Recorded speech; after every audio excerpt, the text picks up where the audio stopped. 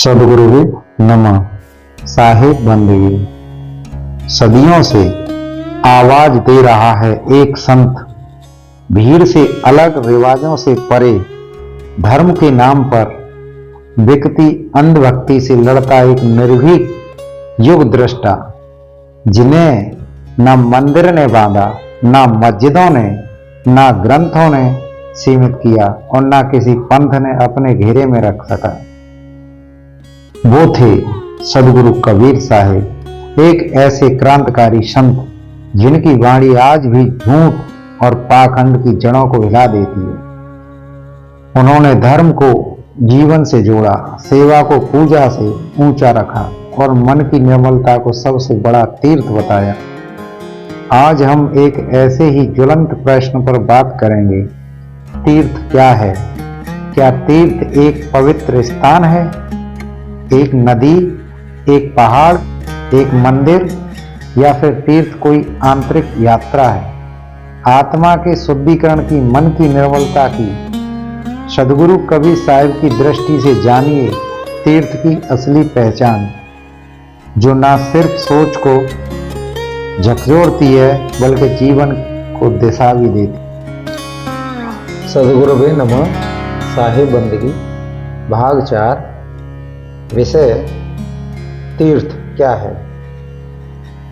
जलाशय में उतरने के लिए बनी हुई सीढ़ी को तीर्थ कहते हैं। नाव भी तीर्थ है, वह तारती है। इसी प्रकार मन को संसार सागर से तारने वाला तीर्थ सत्संग है, विवेक ज्ञान है तथा ध्यान अभ्यास है। विद्वानों तथा भक्तों ने विचित्र प्रकृति दृश्यों की जगह पर पर्वतों, झरनों की जगह पर नदियों के संगम पर, महापुरुषों के जन्म स्थानों एवं तप स्थलों पर तीर्थों की घोषणा की। वहां लोग इकट्ठा होकर ज्ञान का आदान प्रदान करने लगे। जहां भीड़ इकट्ठी होती है वहां चोर, उचक्के तथा धार्मिक चेहरा बनाकर छलने वाले भी आ जाते हैं। पुरोहितों ने प्रपंच फैलाया कि तीर्थों तथा नदियों में जाने, स्नान करने तथा दान करने से घोर से घोर किए गए पाप नष्ट होते हैं। शिक्षित हो या अशिक्षित, आम जनता प्राय स्वार्थ में अंधी होती है। पुरोहितों ने उनको छलना शुरू किया। व्यवसायी पंडितों द्वारा तीर्थों की महिमा में हजारों श्लोक लिखे गए।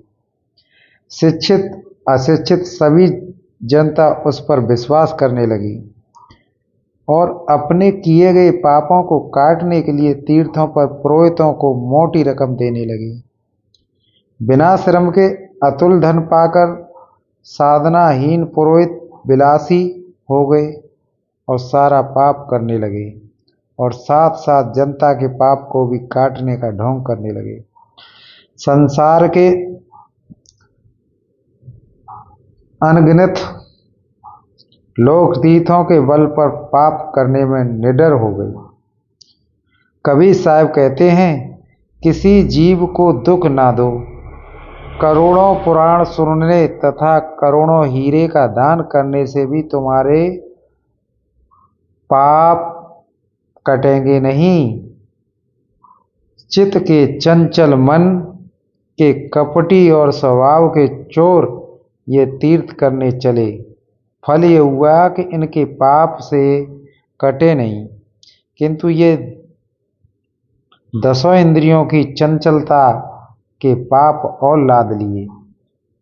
जो लोग पाप करके उसे काटने के लिए तीर्थों में जाते हैं, वे ठंडे पानी में डुबकी लगाकर अपने पापों को धारा में बहकर मारते हैं। कबीर साहब कहते हैं,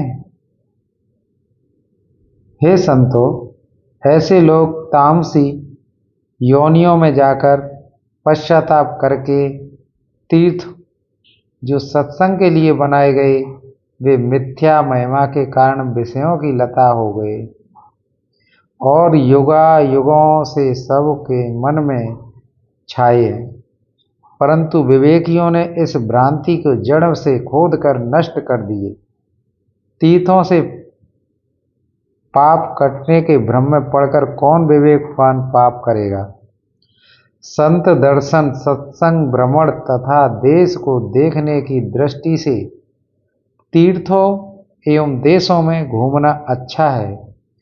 तीर्थों के जो पंडे पुजारी पुरोहित यात्रियों को निवास देते हैं, अन्य सुविधाएं देते हैं, उनको उचित शुल्क देना भी ठीक है, परंतु यात्रियों द्वारा किए गए पाप तीर्थों में कट जाएंगे, ये कोरा भ्रम है। पाप से मुक्त होने का रास्ता है पाप कर्म बिल्कुल छोड़ देना। सच्चा तीर्थ सत्संग है, जो मनुष्य को बुरे पथ से हटाकर अच्छे पथ में लगाया है एवं लगाता है। इसलिए सत्संग का अनुरागी होना चाहिए। साहिब बंदगी।